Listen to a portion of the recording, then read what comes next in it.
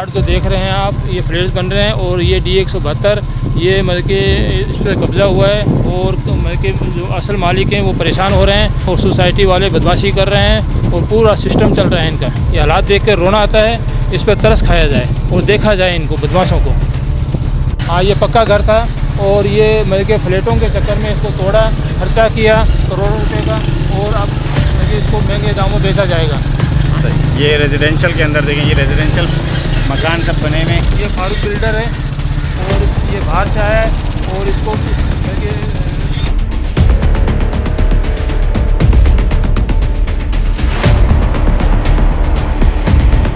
तजावुज़ात और गैर कानूनी तामीरात का सिलसिला जारी।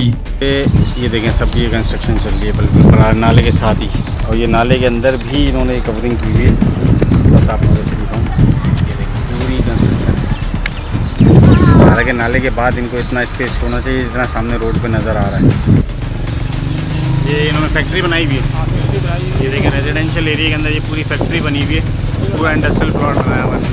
केमिकल से बीमारियाँ पैदा हो रही हैं, केमिकल वगैरह यूज़ होता है यहाँ पर, सारी चीज़ें यूज़ होती हैं। ये सारी इन्होंने देखें सारी इलीगल जो है ना फैक्ट्रीज वगैरह बनाई हुई रेजिडेंशियल एरिया के अंदर।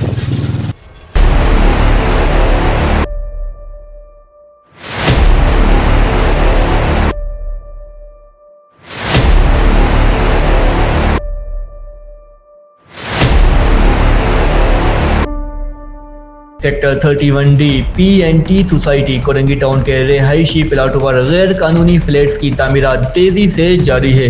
कोई रोकने टोकने वाला नहीं, इंतजामिया की आंखें बंद। और बहुत ज़्यादा लोग रातों को सो नहीं सकते, आवाज़ें आती हैं मतलब कि मशीनों की चलने की, और रात दिन काम होता है, वो शोर शराबा होता है और सुकून बर्बाद हुआ है। इन सारे मामलात का जिम्मेदार कौन, किन अफसरान की सरपरस्ती में हो रहा है ये सब?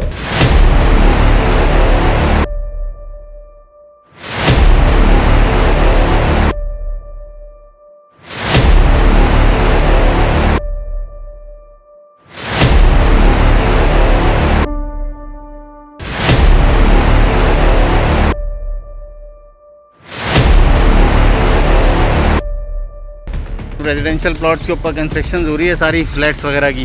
हालांकि इनके कोई SBA से नक्शे पास नहीं है, कोई चीज़ पास नहीं है, अप्रूवल कुछ भी नहीं है इनकी।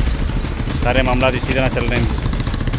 इस गैर कानूनी तामीरात में PNT सोसाइटी की इंतजामिया और सिंध बिल्डिंग कंट्रोल अथॉरिटी के अफसरान शामिल हैं, जो मिलकर बिल्डर माफिया को सपोर्ट कर रहे हैं।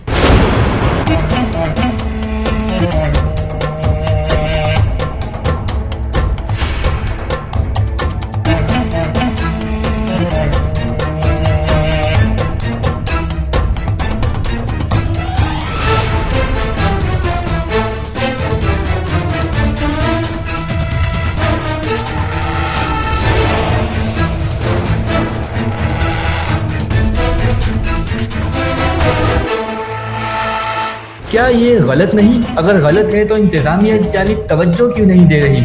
जबकि ये सिंध हाई कोर्ट के हुक्म की भी खिलाफ वर्जी है, क्योंकि कुछ ही दिनों पहले सिंध हाई कोर्ट की जानिब से गैर कानूनी तामीरात रुकवाने और तोड़ने के अहकाम दिए गए थे। हुकूमत से अपील की जाती है कि इन गैर कानूनी तामीरात को न सिर्फ रोका जाए बल्कि इनको तोड़ने के अहकाम भी जारी किए जाएं। ताहम आपको ये भी बताते चले कि जिन प्लॉट्स पर गैर कानूनी तामीरात जारी हैं, इन प्लॉट्स के नंबर कुछ इस तरह हैं। Plot number D43, plot number D30, plot number D35, plot number D18, plot number D122, plot number D42, plot number SC72, plot number A411। साथ ही साथ आप देख रहे हैं तामीराती फ्लैट्स, बिल्डिंग्स, और ये हैं वो प्लॉट्स जिन पर गैर कानूनी तामीरात की गई हैं और मुसलसल जारी और सारी हैं। लैंड माफिया सरगर्म है इन सारे मामलात में, ना कोई पूछने वाला है, ना रोकने वाला, ना